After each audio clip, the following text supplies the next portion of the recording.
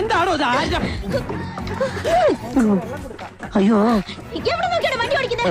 അച്ചു ഇയാളുടെ മുഖത്ത് കണ്ണില്ലേ? ബ്രേക്ക് ഇട്ടില്ലായിരുന്നെങ്കിൽ ഞങ്ങളുടെ അവസ്ഥ എന്താവുമായിരുന്നു? അച്ചു നോ. നോ എന്താണോ നോക്കി പേടിപ്പിക്കാം? ഇയാൾക്ക് നല്ല അടി വെച്ചു കൊടുക്കാൻ വേണ്ട. കുട്ടിയെ മനസ്സിലായില്ലല്ലോ.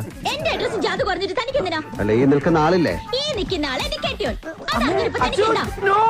ഇതങ്ങനെ വെറുതെ വിടാൻ പറ്റില്ല. ഇയാള് പിന്നെ അത് ശരി, ഇയാള് ഡോക്ടറിന്റെ ഡ്രൈവർ ആയിരുന്നോ? അച്ചു ഓ നീയുണ്ടോ? ഞാൻ പറയട്ടെ. എന്താടി? അത് കാർത്തിയുടെ ഏട്ടനാ.